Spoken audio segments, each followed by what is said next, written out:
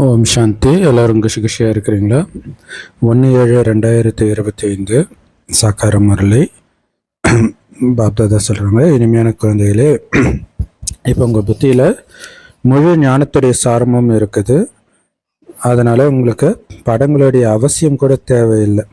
படம் இருந்தால் தான் புரிய வைக்க முடியும் அப்படி கிடையாது. பஸ்ஸில் போகிறீங்க, ட்ரெயினில் போகிறீங்க, அடடா பட விளக்க புஸ்தகம் எடுத்துகிட்டு வரலையே அப்படி நீங்கள் கவலைப்பட தேவையில்லை. ஏன்னா ஞானம் ஃபுல்லாக உங்கள் புத்தியில் இருக்குது.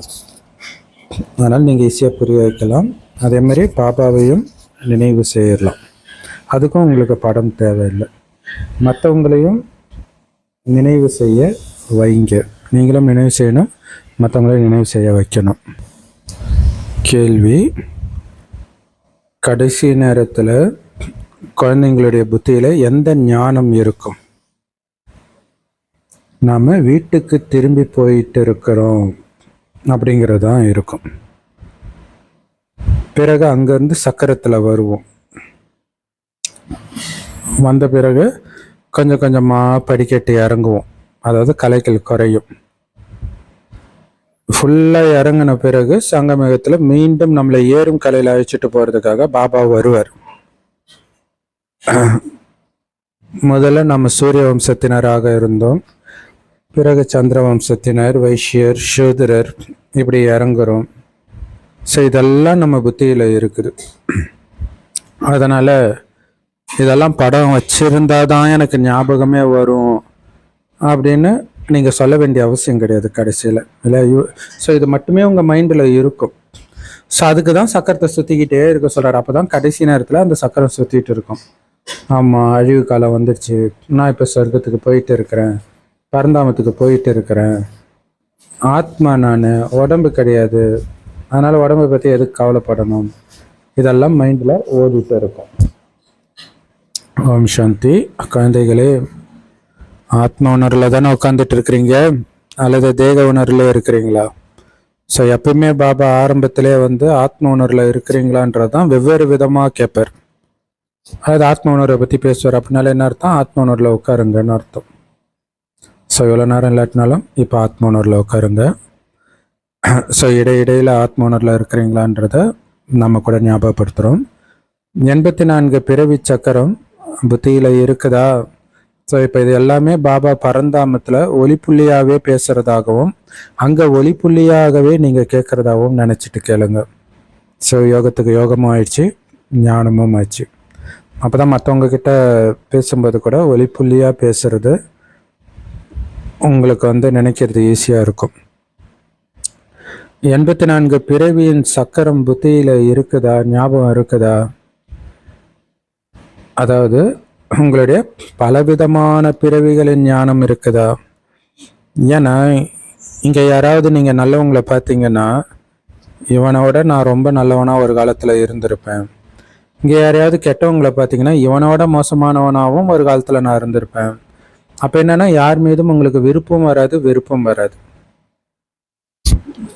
ஒவ்வொருத்தருடைய நடிப்பும் மாறும். இப்போ மோசமாக இருக்கிறோம், ஒரு காலத்தில் ரொம்ப நல்லவனாகவும் இருந்திருப்பான். இப்போ நல்லவனாக இருக்கிறோம், ஒரு காலத்தில் மோசமாகவும் இருந்திருப்பான், அல்லது போக போக ஆகிடுவோம். ஸோ அதனால் அதில் போய் நம்ம மயங்க மாட்டோம். அதுக்காக தான் இதை புரிய வைக்கிறேன். விராட ரூபத்தின் சித்திரம் இருக்குது இல்லையா? அதில் கிருஷ்ணர் நான் இதுவாக இருக்கிறேன், அதுவாக இருக்கிறேன். அது கிருஷ்ணருக்கு மட்டும் இல்லை, நம்ம எல்லோருக்கும் பொருந்தும். அவர் மலையாக இருக்கிறார், அப்படி இருக்கார், அப்படி கிடையாது. பல ஜென்மம் தேவதையாக, சத்திரியனாக இப்படியெல்லாம் நாம் இருந்தோம். 84 பிறவிகள் எப்படி எடுக்கிறோம் அப்படிங்கிற ஞானம் இப்போ நம்ம கிட்ட இருக்குது. முதல்ல மூலவதனத்திலிருந்து தேவதை தர்மத்துக்கு தான் வரீங்க. ஸோ பரந்தாமத்திலிருந்து சொர்க்கத்துக்கு வரீங்கன்றது ஞாபகம் வச்சுக்கிறதுக்கு நமக்கு ஒன்றும் படம் தேவையில்லை. ஏன்னா இந்த ஞானம் புத்தியில் இருக்குது. ஆனால் அதே நேரத்தில் பாபா படத்தையும் பார்த்துக்கிட்டே இருக்க சொல்கிறார். அப்போ தான் இந்த போதை வரும்ன்ட்டு. இப்போ இருக்கவே இருக்குது ஃபோனு எல்லார் கையிலையும். ஹோம் ஸ்க்ரீனு, லாக் ஸ்க்ரீனில் உங்கள் ஃபோட்டோ அதையே இருக்குது இல்லையா? அழகாக நாராயணன் ஆகவோ லக்ஷ்மி ஆகவோ உங்கள் முகத்தை அழகாக மாற்றிடுவோம் ஈஸியாக. நீங்கள் கஷ்டப்பட்டு பழைய மாதிரி மூஞ்சை மட்டும் கட் பண்ணி வச்சு அது அந்த அளவுக்கு நல்லா இருக்காது. இது அதுக்கேற்ற மாதிரியே உங்களுடைய முகத்தை அந்த பொலிவு எல்லாத்தையுமே எடுத்துகிட்டு வந்துடுது. ஆக்சுவலாக நேற்று முறையில் நம்ம தமிழில் கூட அப்படி தான் போட்டிருக்கிறோம்.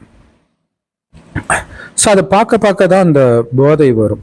என்னதான் நீங்கள் வேற ஒரு நாராயணனை பார்த்தாலும் உங்களையே நாராயணனா பார்க்கும்போது வர போதை வந்து தனி. இதில் சரி, இப்போ இந்த முரளியில் பாபா வேற அர்த்தத்தில் சொல்கிறாரு, படம் இருந்தால் தான் நினைக்கணும் அப்படின்னு அவசியம் கிடையாது. எந்த படத்தையும் நீங்கள் நினைக்க தேவையில்லை.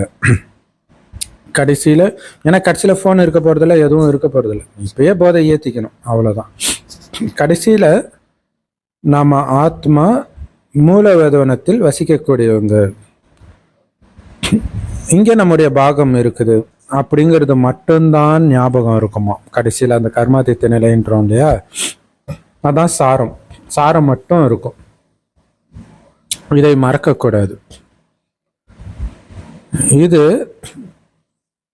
மனித சிருஷ்டி சக்கரத்துடைய விஷயங்கள், ரொம்ப ஈஸியான விஷயமும் கூட. இதை ஞாபகம் வச்சுக்கிறதுக்கு படத்துடைய அவசியம் கிடையாது. ஏன்னா இந்த படங்கள் எல்லாம் பக்தி மார்க்கத்தின் விஷயங்கள். ஞான மார்க்கத்தில் கல்வி தான். படிப்பில் படங்களின் அவசியமே கிடையாது இல்லையா. இந்த படத்தில் சில திருத்தங்கள் மட்டும் செஞ்சுருக்கிறாங்க. எப்படின்னா, கீதையுடைய பகவான் கிருஷ்ணர்னு அவங்க சொல்கிறாங்க, நாம் சிவன்னு சொல்கிறோம். ஸோ அப்போ இது புத்தியில் தான் புரிஞ்சுக்கணும் இல்லையா. ஏன்னா சிவனுக்கு உடம்பும் கிடையாது படம் போடுறதுக்கு. நாம் 84 பிறவி சக்கரத்தில் வந்திருக்கிறோம் அப்படிங்கிற ஞானம் இப்போ புத்தியில் இருக்குது. 84 பிறவி சக்கரத்தில் சுற்றி முடிச்சுட்டு வந்திருக்கிறோம். இப்போ தூய்மையாகி மீண்டும் ஆரம்பத்துக்கு போகணும். தூய்மையாகி தூய்மையான புத்தம் புதிய உலகத்தில் புத்தம் புதிய சக்கரத்தில் மீண்டும் சுத்த ஆரம்பிப்போம். ஸோ இந்த சாரத்தை எப்பவுமே நீங்கள் வந்து புத்தியில் வச்சுக்கணும்.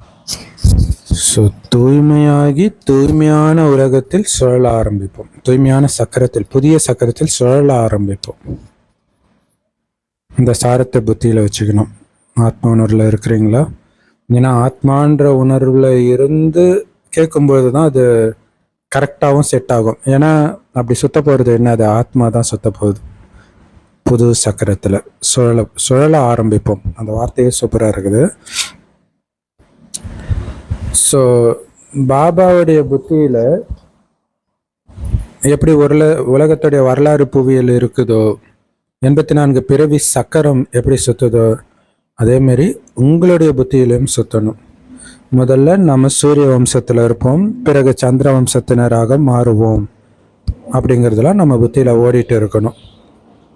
இதில் படத்துடைய அவசியம் இல்லை தானே. மற்றவர்களுக்கு புரிய வைக்கிறதுக்காக தான் படம்.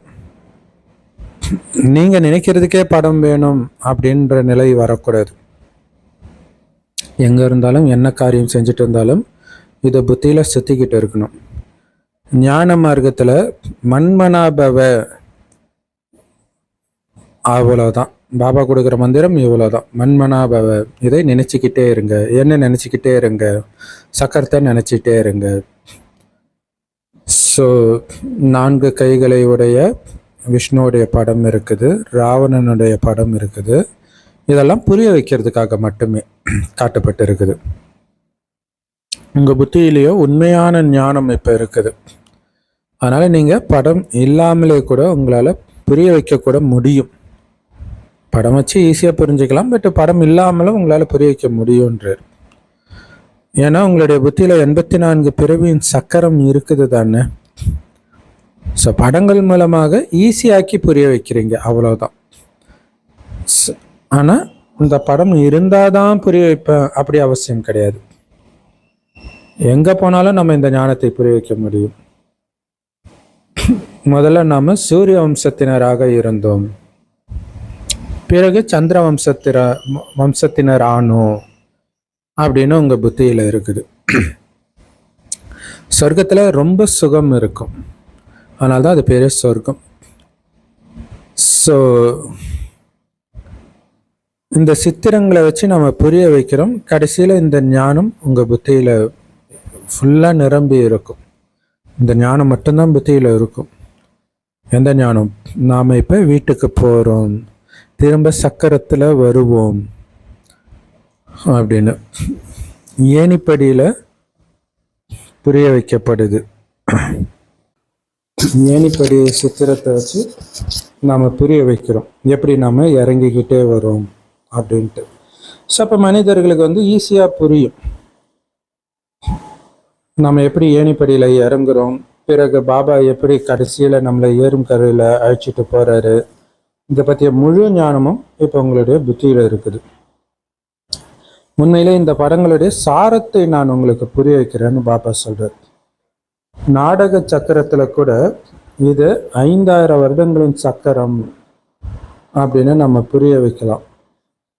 ஒருவேளை லட்சக்கணக்கான வருஷம் இந்த பூமி இருக்குது, லட்சக்கணக்கான வருடமாக இந்த கல்பம் இருக்குது அப்படின்னா மக்கள் தொகை எவ்வளோ அதிகமாக இருக்கும். கிறிஸ்தவர்கள் 2000 வருடம் தான் வந்திருக்கிறாங்க. ஸோ இதுலேயே எத்தனை பேர் கிறிஸ்தவர்கள் ஆகியிருக்கிறாங்க. அப்போ கிறிஸ்தவ மதம் வருவதற்கு முன்பு லட்சக்கணக்கான வருடம் இருந்திருந்தா எவ்வளோ இருந்திருப்பாங்க இந்துக்கள் இல்லையா? ஸோ அதை நம்ம புரிய வைக்கலாம். அப்போ 2000 வருடத்தில் இவ்வளவு பேர் இருந்தாங்கன்னா 5000 வருடத்தில் எவ்வளோ பேர் இருந்திருப்பாங்கன்னு நீங்களே பாருங்க. இந்த கணக்கு முழுவதும் நீங்கள் இப்போ சொல்றீங்க, மற்றவங்களால இதை சொல்ல முடியாது. சத்தியுகத்தில் தூய்மையாக இருக்கிற காரணத்தினால குறைந்த மனிதர்கள் தான் இருக்கிறாங்க. இப்போ எவ்வளோ நிறைய பேர் இருக்கிறாங்க பாருங்க. லட்சக்கணக்கான வருடங்கள் ஒருவேளை இந்த கல்பத்தின் ஆயுள் அப்படின்னா இன்னைக்கு மக்கள் தொகை உங்களால் கணக்கிட முடியாத அளவுக்கு ஆகியிருக்கும். ஸோ கிறிஸ்தவர்களோட ஒப்பிட்டு மக்கள் தொகை கணக்கு எடுக்கிறாங்க இல்லையா? இந்துக்களுடைய எண்ணிக்கை குறைவாக காமிக்கிறாங்க, கிறிஸ்தவர்கள் நிறைய உருவாகிட்டாங்க. யார் நல்ல புத்திசாலி குழந்தைங்களோ அவங்க படமே இல்லாம கூட புரிய வைக்க முடியும். எவ்வளவு மனிதர்கள் இருக்கிறாங்க அப்படின்னு சிந்திங்க. புது உலகத்துல ஸோ இதை ஆமா, இதை புரிய வைக்கிறதுக்கு படம் கூட தேவையில்லை இல்லையா? ஸோ புது உலகத்துல எவ்வளோ கம்மியா இருக்கிறாங்க மனிதர்கள். இது பழைய உலகம். இதுல எவ்வளோ அதிகமாக இருக்கிறாங்க மனிதர்கள். பிறகு புது உலகம் எப்படி உருவாகுது, யாரு உருவாக்குறாங்க, இதையெல்லாம் பாபா தான் புரிய வைக்கிறார். ஏன்னா அவரு தான் ஞான கடல். நாம இந்த 84 பிறவிகளின் சக்கரத்தை மட்டும் புத்தியில வச்சுக்கிட்டா போதும். நாம இப்ப இந்த நரகத்துல இருந்து சொர்க்கத்துக்கு போறோம் அப்படின்னா உள்ளுக்குள்ள எவ்வளவு சந்தோஷம் இருக்கும் இல்ல? சொர்க்கத்துக்கு போறோம்னா இருக்கணும் தானே. அப்ப இல்லை அப்படின்னா அது உங்க புத்தியில சொர்க்கத்துக்கு போயிட்டு இருக்கிறோன்றதே ஞாபகம் இல்லைன்னு அர்த்தம் இல்லையா? அது ட்ரெயின்ல ஏறி ஏதோ ஒரு ஊருக்கு, உங்களுக்கு பிடித்த ஊர் போகிறதுக்காக வெயிட் பண்ணுறீங்கன்னா அந்த ரயில்வே ஸ்டேஷனில் வெயிட் பண்ணுறதே உங்களுக்கு சுகமாக இருக்கும், அந்த இடத்துக்கு போக போகிறோன்ற அந்த போதையில் இருக்கிறதுனால. அதே மாதிரி தான் சங்கமயுகன்றது ட்ரெயின் தான், சரி ரயில்வே ஸ்டேஷன் தான், வெயிட் பண்ணுறோம். ட்ரெயின் வந்துருச்சுன்னா போயிட வேண்டியதுதான் சத்தியுகத்துக்கு. இப்போ எவ்வளோ சந்தோஷம் இருக்கணும். ஏன்னா அங்கே துக்கம்னா என்னன்னே தெரியாத உலகம் அது சத்தியுகம். துக்கப்படுறதுக்கான விஷயம் எதுவுமே அங்கே இருக்காது. கிடைக்காத பொருள்னு ஒன்று இருக்காதே, முயற்சி செஞ்சுதான் அடையணும் அப்படிங்கிற ஒரு விஷயமே அங்கே இருக்காது. இங்க எல்லாத்துக்கும் முயற்சி செஞ்சாதான் கிடைக்குது. தண்ணி கூட, இந்த எந்திரம் வேணும், இது வேணும், அது வேணும், கார் வாங்கணும், பைக் வாங்கணும், வீடு கட்டணும், எவ்வளவு விஷயம். அங்க எல்லா சுகமும் ஆஜராகி இருக்கும். யாராவது மகாராஜா அப்படின்னா அவங்க கிட்ட எல்லா சுகமும் இருக்கும். ஏழைகள் கிட்ட எல்லா சுகமும் இருக்காது கலியுகத்துல.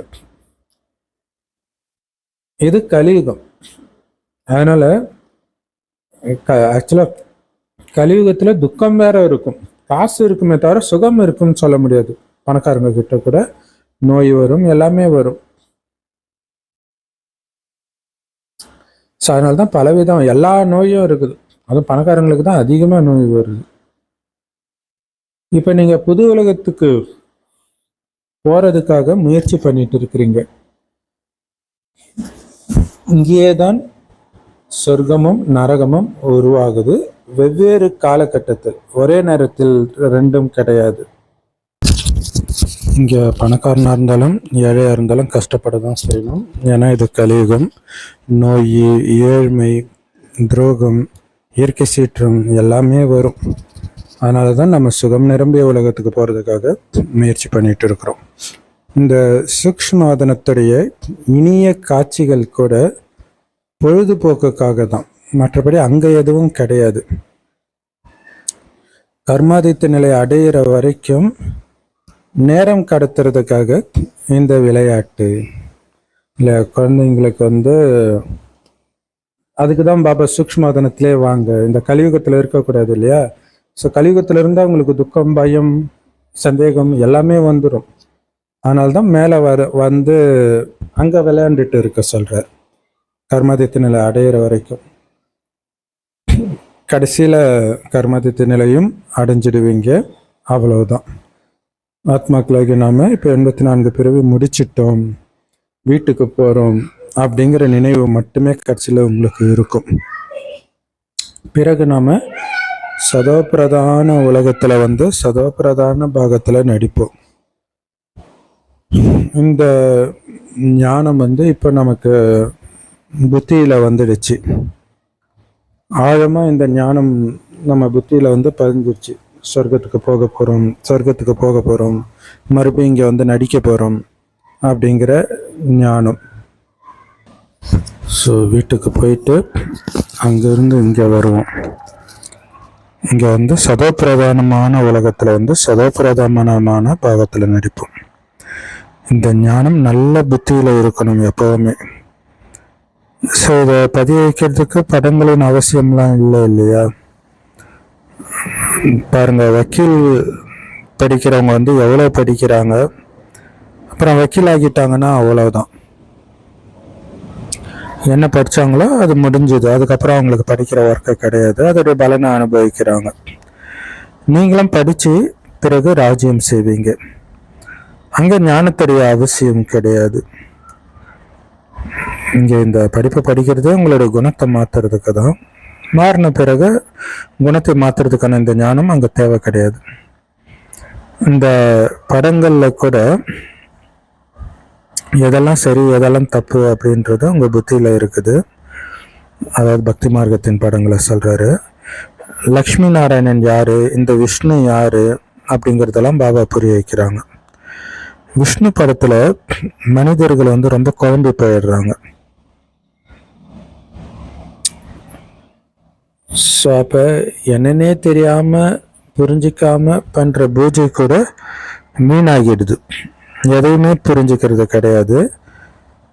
விஷ்ணுவையும் புரிஞ்சிக்கலை, அதே மாதிரி லக்ஷ்மி நாராயணனையும் புரிஞ்சுக்கலை, பிரம்மா விஷ்ணு சங்கரரை கூட புரிஞ்சுக்கல.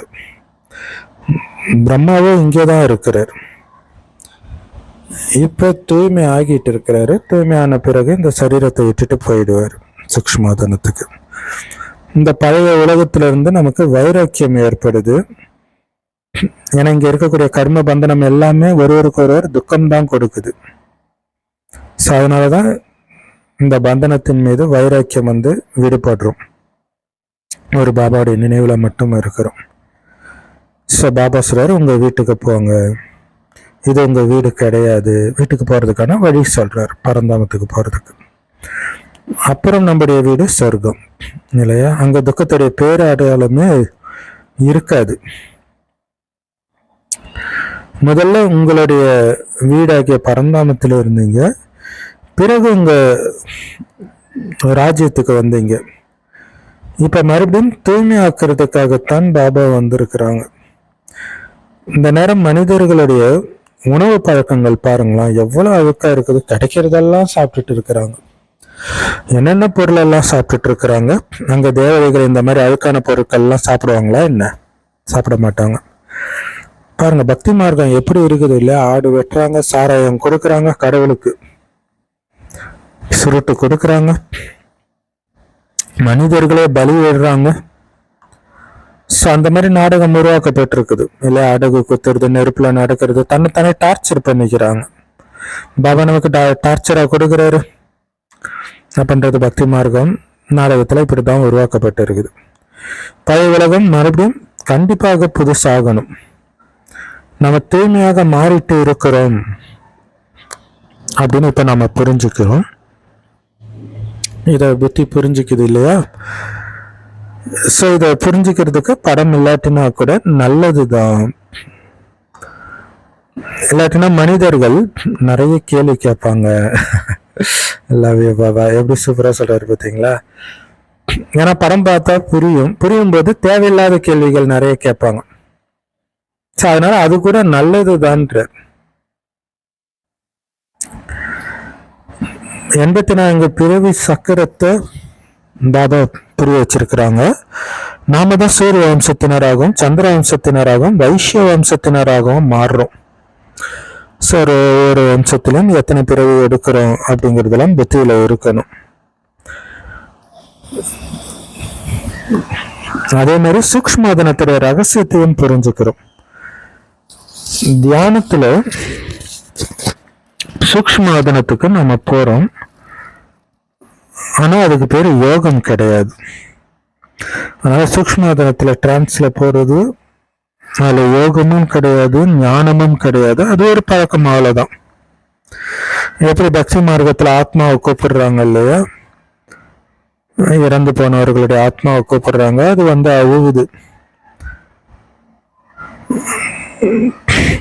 பாபா குழந்தைங்களே, நாங்க பாபா சொன்னதை ஏத்துக்கலையே அப்படின்னு பச்சாதாபப்படுது அப்படின்னு பாபா புரிய வைக்கிறார். ஸோ அதனால இதெல்லாம் நீங்க முயற்சி பண்ணணும், தவறு செய்யக்கூடாது அப்படின்னு குழந்தைங்களுக்கு புரிய வைக்கிறதுக்காகத்தான் நாடகத்தில் இதுவும் உருவாக்கப்பட்டிருக்குது இல்லையா? அந்த மாதிரி குழந்தைங்க போயிட்டு வர்றதை பார்க்கும்பொழுது நமக்கு தோணும்ல, ஐயோ நம்ம இப்படி இருக்கக்கூடாது அப்படின்ட்டு. அதே மாதிரி பிரம்மா பாபாவும் தன்னுடைய அனுபவத்தை சொல்றாரு இல்லையா? அதனால குழந்தைங்க தன்னுடைய நேரத்தை எப்பவுமே நல்ல விதத்துல தான் பயன்படுத்தணும். ஒரு செகண்ட் கூட வீணாக்க கூடாது. ஒரு 5 நிமிஷம் தானே, 10 நிமிஷம் தானே, இவங்க கூட பேசினா என்ன? பேசலாம், ஆனா பாபா ஞானத்தை பத்தி மட்டும்தான் பேசணும். அதே மாரி முடியல, அங்க இருந்து தப்பிக்க முடியல, நீங்க வேலை செய்யற இடத்துல முதலாளி, அப்ப நீங்க அப்படியே யோகத்துக்கு போயிடுங்க, பாபா நினைவுல போயிடுங்க. உடம்பு மட்டும் அங்க இருக்கும், புத்தி வேற இடத்துல இருக்கும். ஸோ அப்படிதான் ஒரு வினாடியும் நாம பயன்படுத்திக்கணும். இதுல கவனம் செலுத்தணும். ஏன்னா நேரத்தையே நீங்க வீணாக்கல அப்படின்னா மாயை உங்களை தவறு செய்ய வைக்காது. ஒவ்வொரு வினாடிக்கும் இந்தந்த நேரம் மனம் இங்கே இருக்கணும் அப்படின்னு நீங்க அலர்ட் பண்ணிட்டீங்கன்னா மாயைக்கு டைம் கிடையாது. பிஸியாவே வச்சிருக்கிறீங்க உங்க மனசையும். அதனால பாபா சொல்றாங்க, குழந்தைங்களே நேரத்தை வீணாக்காதீங்க. பலருக்கு வழிகாட்டுறதுக்கு மகாதானி ஆகுங்கள். இந்த ஞானத்தை கத்துக்கிட்டே இருக்கணும். அதே மாதிரி யோக பலம், சக்தி கொடுக்கணும், குணத்தை கொடுக்கணும். எப்படியாவது பாபாவின் பக்கம் அவங்கள வசீகரிக்கணும்ன்றதுதான் நம்ம புத்தியில ஓடிட்டு இருக்கணும். பாபாவை நினைச்சீங்கன்னா உங்களுடைய பாவங்கள் எல்லாம் அழியும். யார் வந்தாலும் அவங்களுக்கு இந்த 84 பிறவி சக்கரத்தை பத்தி புரிய வைங்க. உலகத்துடைய வரலாறு புயல் எப்படி மறுபடியும் நடக்குது அப்படின்னு புரிய வைக்கணும். அதுக்கு சாரமாக முழு சக்கரமும் உங்களுடைய புத்தியில இருக்கணும். அப்பதான் எப்ப வேணாலும் உங்களால புரிய வைக்க முடியும். இப்ப நாம இந்த அழுக்கான உலகத்திலிருந்து விடுபடுகிறோம் அப்படிங்கிற மகிழ்ச்சி குழந்தைங்களுக்கு இருக்கணும். சொர்க்கமும் சரி நரகமும் சரி இங்கேதான் இருக்குது. ஆனா இப்ப நாம இந்த அழுக்கான நரகத்திலிருந்து விடுபடுறோம் அப்படின்ற போதை இருக்கணும். மனிதர்கள் என்ன நினைச்சுக்கிறாங்க, பணம் நிறைய உள்ள பணக்காரங்களுக்கு இது சொர்க்கம், அவங்க நினைச்சுக்கிறாங்க பணக்காரர்கள் நம்ம கிட்டதான் பணம் இருக்குது இல்ல, இப்ப நம்ம சொர்க்கம் தான், என்ன கூப்பிட்டா வேலை செய்யறதுக்கு ஆள் இருக்கிறாங்க, பணம் வச்சா எல்லாமே நடக்குது அப்படி புரிஞ்சுக்கிறாங்க.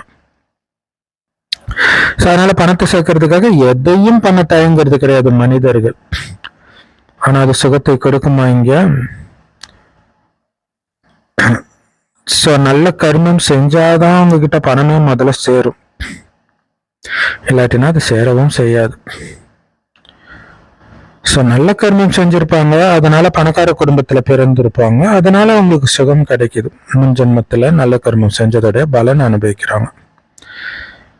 ஆனா இருக்கிறதுல ரொம்ப ரொம்ப ரொம்ப ரொம்ப ரொம்ப நல்ல கர்மங்களை நாம இப்ப செஞ்சுட்டு இருக்கிறோம். இதோடைய பலனை 21 பிறவிக்கு சுகமே சுகத்தை நாம் அனுபவிக்க போறோம். அவங்க ஒரே ஒரு பிறவிதான் எடுக்கிறாங்க இல்லையா? இப்ப பணக்காரங்களா ரொம்ப ரொம்ப ரொம்ப வசதியா புகழ் வாய்ந்தவர்கள் எல்லாமே இப்பதான் முதல் ஜென்மம். சோ எடுக்கிறதே ஒரு பிறவி, அதுவும் நரகத்தின் உச்சத்துல. ஆனா சொர்க்கத்துல இருக்கிறோன்னு தப்பா புரிஞ்சுக்கிறாங்க.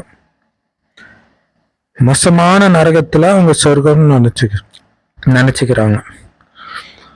சோ எல்லாமே அவங்கள விட்டு போகும்போது அவங்கதான் ரொம்ப துடிக்கவும் செய்வாங்க.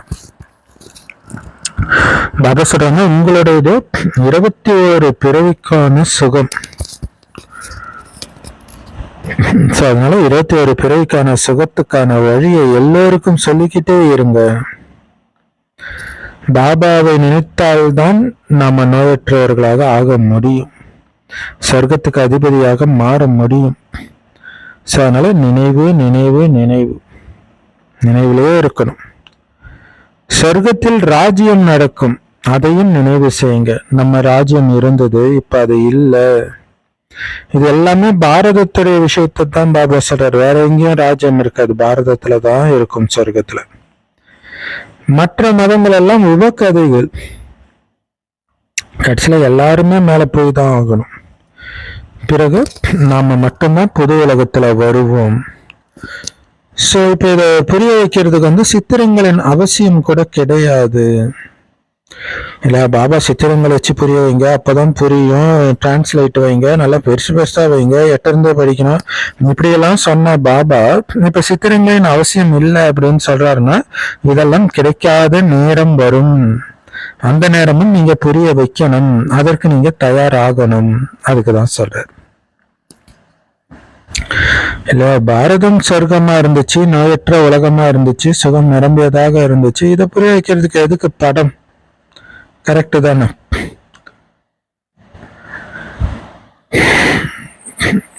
சோ புரிய வைக்கிறதுக்காக தான் இந்த மூலவதனம் சூக்ஷ்மாதனத்தை காட்டுறீங்க. மேல இருக்கு செம்ப நிறமான ஒளி உலகம், அதுக்கு கீழே சூக்ஷ்மாதனம் இருக்குதுன்ட்டு. மற்றபடி இந்த பக்தி மார்க்கத்தினர் தான் இந்த சித்திரங்களை எல்லாம் உருவாக்கி இருக்கிறாங்க. அதனால நாம அதை சில திருத்தங்கள் செஞ்சு உருவாக்க வேண்டி இருக்குது. இல்லைன்னா நாஸ்திகர் ஆயிட்டீங்கன்னு சொல்லுவாங்க. இப்ப அது ஒரு பெரிய பிரச்சனையா இருக்குது இல்லையா? தெலுங்கானா, ஆந்திரால அந்த மாதிரி சொல்ல ஆரம்பிச்சுட்டாங்க.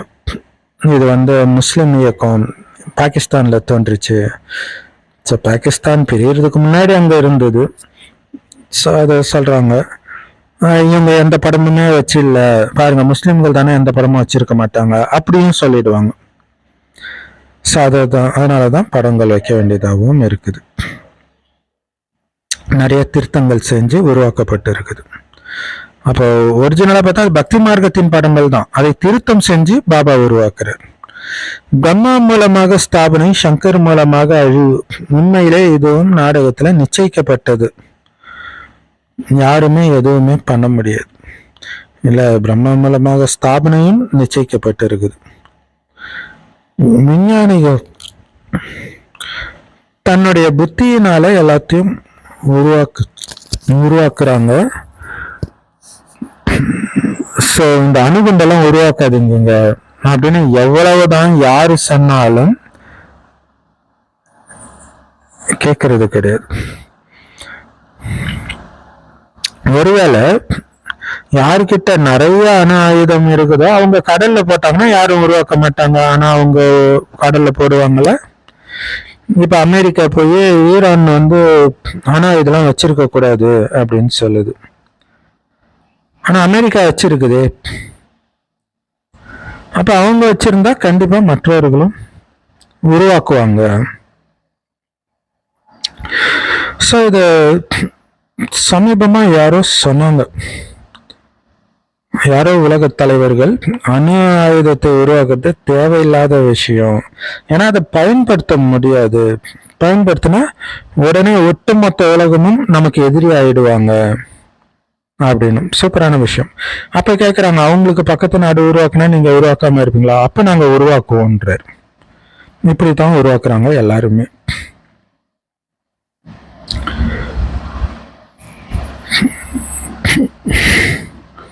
இப்ப குழந்தைகளாகி நீங்க இந்த சிருஷ்டி கண்டிப்பா கண்டிப்பா அழியத்தான் வேண்டும்னு புரிஞ்சிருக்கிறீங்க. அதனால கண்டிப்பா போர் நடக்கும், அழிவு ஏற்படத்தான் செய்யும். பிறகு நீங்க உங்க ராஜ்யத்தை அடைவீங்க. குழந்தைகளே, அனைவருக்கும் நன்மை செய்பவராக ஆகுங்கள்னு பாபா சொல்றார். உலக அழிவு ஏற்படும், பிறகு நம்ம ராஜ்யம் கிடைக்கும். அப்ப அதுக்கு முன்னாடி எல்லோரும் ராஜ்யத்துக்கு வர்றதுக்கான செய்தியை கொடுங்க. முடிந்த அளவுக்கு அவங்கள ராஜா வாக்குறதுக்கு நம்ம செய்தி தான் கொடுக்க முடியும். அதுக்கப்புறம் அவங்க பண்ற முயற்சி தான் இருக்குது. செய்தி கொடுக்கலாம், குணதானம் பண்ணலாம், சக்தி தானம் பண்ணலாம். ஸோ அதனால எல்லோருக்கும் நன்மை செய்பவர் ஆகுங்கள் அப்படின்னு பாபா சொல்றாங்க. இனிமையான குழந்தைகளே, உங்களுடைய அனைத்தையும் பதிகளுக்கெல்லாம் பதி என்ற பெயரில், அதாவது பாபா பேர்ல அர்ப்பணியுங்கள் அப்படின்னு உயர்ந்த அதிர்ஷ்டத்தை உருவாக்குறதுக்காக குழந்தைங்களுக்கு பாபா இந்த வழி கொடுக்கிறார்.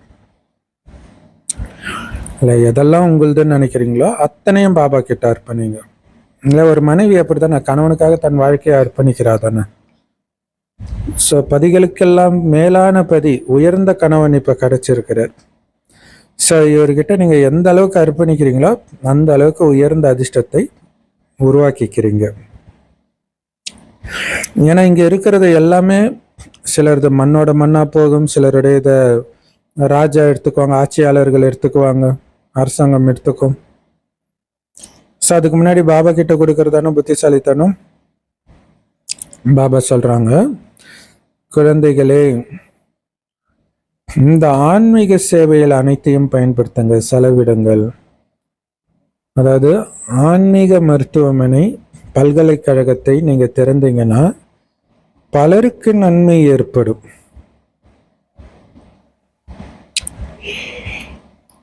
அப்ப பாபா பேர்ல செலவு பண்றீங்க இல்லையா? அப்ப உங்களுக்கு 21 பிறவிகளுக்கு இதற்கான பலன் உங்களுக்கு திரும்ப கிடைக்கிது, உங்களுக்கே கிடைக்கிது. ஸோ அது மட்டும் இல்லை, எப்படியும் இந்த உலகம் முடியத்தான் போகுது, எல்லாமே அழியத்தான் போகுது. அதனால எவ்வளவு முடியுமோ அவ்வளவு பதிகளுக்கெல்லாம் பதியாகிய பாபா பேர்ல அர்ப்பணம் செஞ்சிடுங்க. பாபாவின் வழிப்படி அர்ப்பணம் செய்யுங்க இந்த ஈஸ்வரிய சேவையில. சிவபாபா உங்களுடைய பதி கணவன் இல்லையா? பக்தி மார்க்கத்துல கூட கணவரின் பேர்ல செய்யறாங்க. ஸோ பக்தி மார்க்கத்துல கூட கணவன் பேரலால தானம் புண்ணியம்லாம் பண்ணீங்க. இப்போ கூட கிறிஸ்தவர்களே ஹிந்திலலாம் பார்த்தீங்கன்னா பதி பரமேஸ்வர் தான் சொல்கிறாங்க, முஸ்லீம்களுமே சொல்கிறாங்க. ஆனால் அவங்க பத்தினா கணவன் அப்படிங்கிறத உணர்றாங்களா அப்படின்னு தெரியல.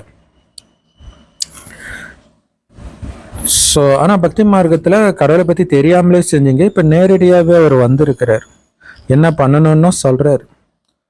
ஸோ கணவர் சிவபாபாவுடைய பேரில் பெரிய பெரிய பல்கலைக்கழகங்களை திறந்துக்கிட்டே இருந்தீங்கன்னா நிறைய பேருக்கு நன்மை நடக்கும். 21 பிறவிகளுக்கு ராஜ்ய பாக்கியமும் நீங்களும் அடைவீங்க, வரவங்களும் அடைவாங்க. அப்படி இல்லைன்னா இந்த பணம் செல்வம் எல்லாமே அழிஞ்சு போக தான் போகுது. பக்தி மார்க்கத்தில் அழியிறது கிடையாது, இப்போ அழிய போகுது இல்லையா? அங்கே நீங்கள் செலவு பண்ணாலும் பண்ணட்டினாலும் அழிய போகிறது கிடையாது. இப்போ கண்டிப்பாக உலகம் அழிய போகுதுன்னு தெரிஞ்சு போச்சு. அதனால் நீங்கள் செலவு பண்ணீங்கன்னா அது உங்களுக்கு தான் திரும்ப கிடைக்கும், பாபாவுடைய வழிப்படி செலவு பண்ணீங்கன்னா. இல்லாட்டினா வீணாக்குறீங்கன்னு அர்த்தம். கணவரின் பெயரில் எல்லோருக்கும் நன்மை செஞ்சீங்கன்னா 21 பிறவிகளுக்கு சொத்து கிடைக்கும். எவ்வளவு நல்லா புரிய வைக்கிறார். யாரோட அதிர்ஷ்டத்தில் இருக்குதோ அவங்க இறைவன் ஈஸ்வரிய சேவைக்காக செலவு செஞ்சுக்கிட்டே இருக்கிறாங்க. தங்களுடைய வீட்டையும் பார்த்துக்கணும். இந்த பிரம்மா பாபாவுடைய பாகம் கூட அப்படித்தான் இருந்தது. ஒரேடியா வேகமா பாபாவுக்கு போதை ஏறிடுச்சு. சிவபாபா நமக்கு ராஜ பதவியை கொடுக்கிறாருன்னா இந்த அற்பமான ஸ்தூல செல்வம் எதுக்கு? நீங்க எல்லோரும் ராஜ்ய பதவி அடையிறதுக்காக உட்கார்ந்துட்டு இருக்கிறீங்கன்னா நீங்களும் பிரம்மா பாபாவை ஃபாலோ பண்ணுங்க இல்லையா? டக்குன்னு எல்லாத்தையும் தூக்கி கிடைச்சிட்டு அப்படியே அர்ப்பணமானார் இல்லையா? அப்ப ராஜ்ய பதவி அடையினா ஃபாலோ பண்ணுங்கன்ட்டார், முடிஞ்சு போச்சு. இவர் எப்படி எல்லாத்தையும் அனைத்தையும் விட்டுட்டார் அப்படிங்கிறத நம்ம பார்க்குறோம். ஏன்னா பாபா சொல்றதை விட நம்ம பிரம்மா பாபா எப்படி வாழ்ந்தாருன்றதை பார்க்குறோம். அதுதான் முக்கியமான விஷயம். இதோடைய நினைவு தான் அங்க இயேசு எப்படி வாழ்ந்தாரு, நபி எப்படி வாழ்ந்தாருன்றதையும் பார்க்கறாங்க. போதை ஏறி விட்டது, ஆஹா ராஜ்யம் கிடைக்குது. ஸோ நமக்கு அல்லாஹ் கிடைச்சிட்டார். பங்குதாரருக்கும் ராஜ்யம் அளித்து விட்டார். ராஜ்யம் இருந்தது.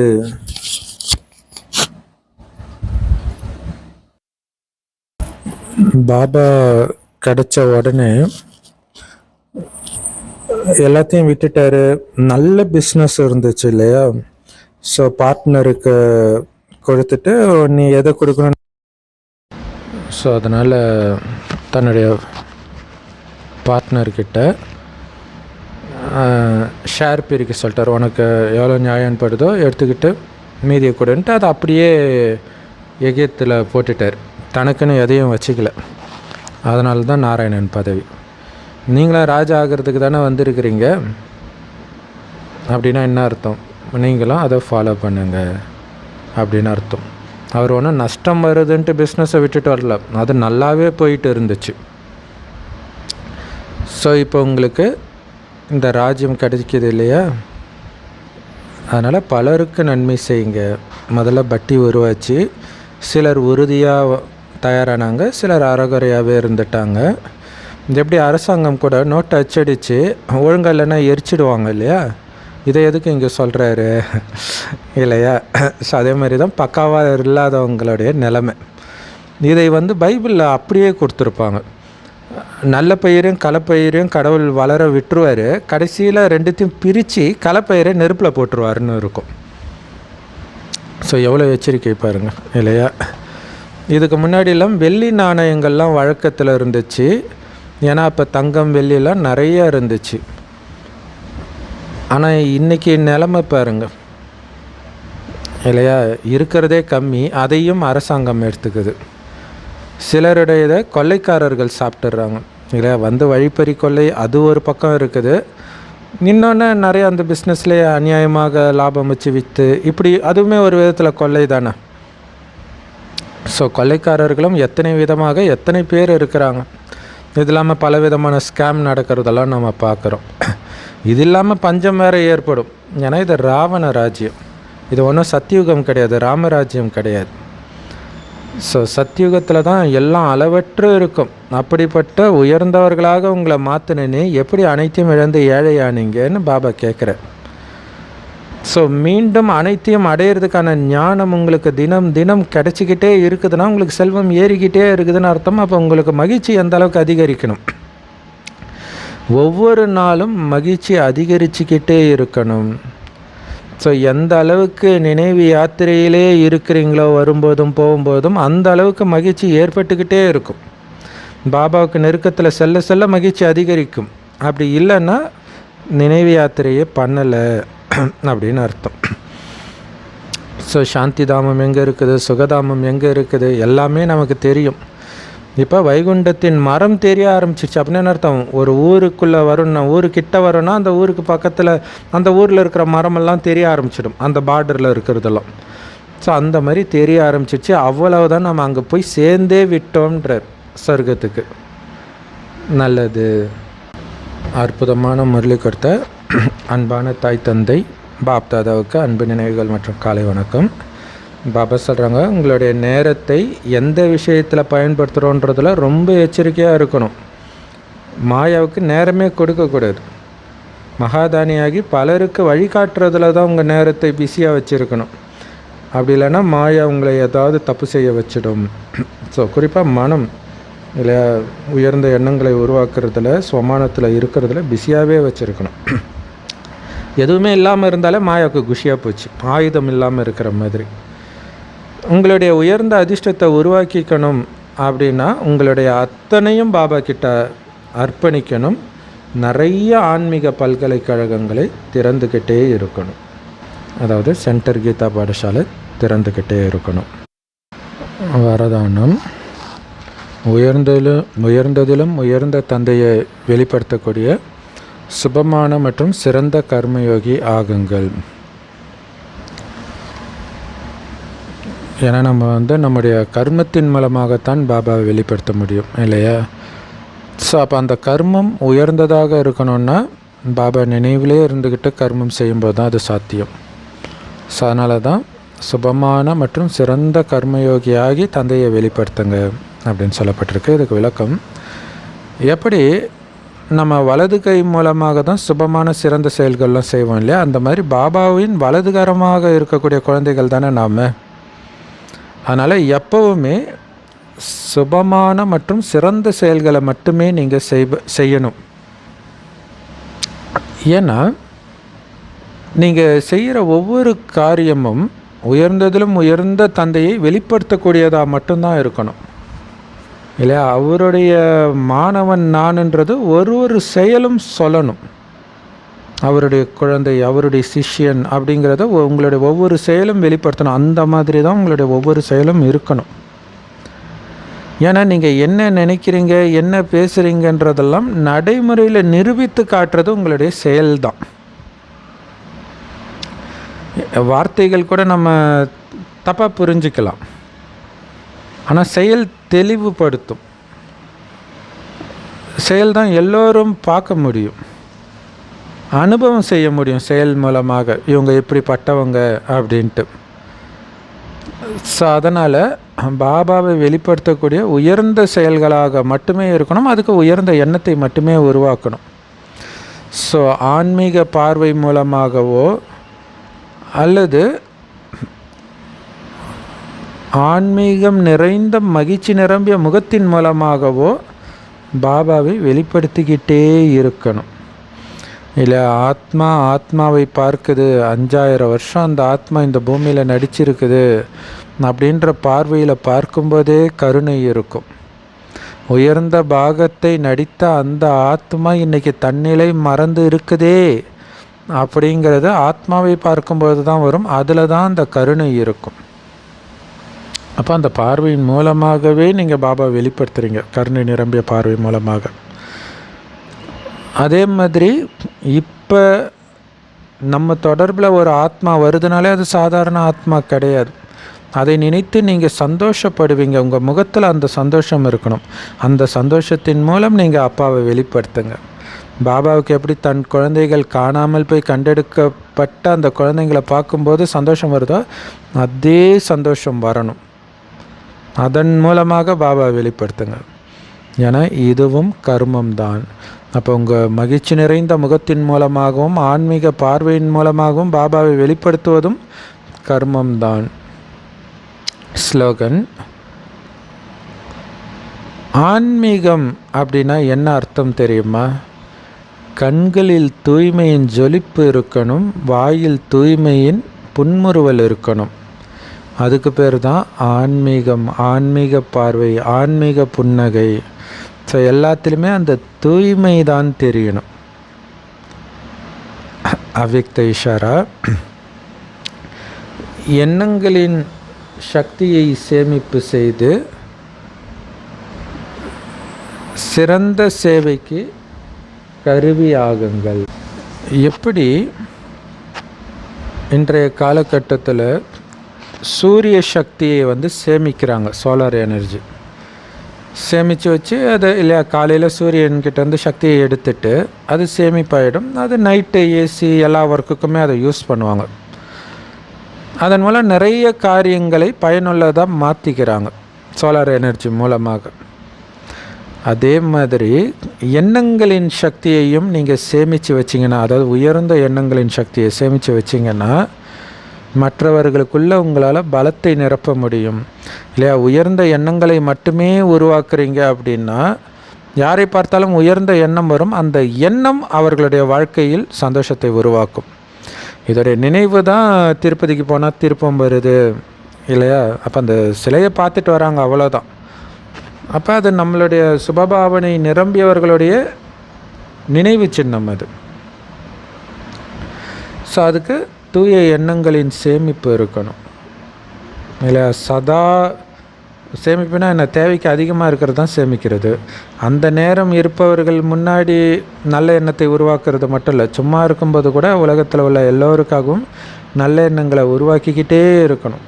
அப்போ தான் அது சேமிப்பாகும். அதன் மூலம் மற்றவர்களுக்குள்ள பலத்தை நிரப்ப முடியும். நிறைய காரியங்களை பயனுள்ளதாக பண்ண முடியும். ஸோ தூய்மையாக இருக்கிறதுக்கோ, அன்பாக இருக்கிறதுக்கோ, அமைதியாக இருக்கிறதுக்கோ, தைரியம் இல்லாமல் இருக்கிறாங்க இல்லையா, அவங்கக்கிட்ட உங்களால் முடியும்னு வார்த்தையில் சொல்வதன் கூடவே உங்களுடைய சிறந்த எண்ணங்களின் சூக்ஷ்ம சக்தி மூலமாக அவர்களை தைரியமாக ஆக்க வேண்டியது நிகழ்காலத்தின் அவசியம் இல்லையா. வார்த்தையில் சொன்னால் கூட அது உண்மையாக பொய்யான்னு தெரியாது. ஆனால் எண்ணங்களின் மூலமாக அந்த சூக்ஷ்ம சக்தி கொடுத்து அவங்கள இல்லையா உண்மையிலே உன்னால் முடியும் அப்படிங்கிற எண்ணத்தை உருவாக்க அவங்களுக்குள்ள நம்மளால் முடியும் அப்படின்னு தோண ஆரம்பிக்கும். ஏன்னா இன்றைக்கி எல்லோரும் அந்த அளவுக்கு பலகீனமாக இருக்கிறாங்க. அதனால் இன்றைய காலகட்டத்தின் மிக முக்கியமான சேவையாக இருக்குது இந்த மனசா சேவை. அதுக்கு தூய்மையான எண்ணங்களின் சேமிப்பு இருக்கணும் அப்படின்னு பாபா சொல்கிறாங்க. அதுவே உங்களுடைய பழக்கமாக இருக்கணும். அந்த நெகட்டிவ் எண்ணமே வரக்கூடாது, அந்த மாதிரி மாற்றணும். ஓம் சாந்தி. I love you Bap Dada. Thank you Bap Dada. குஷியாக இருங்க, குளிர்ச்சியாக இருங்க.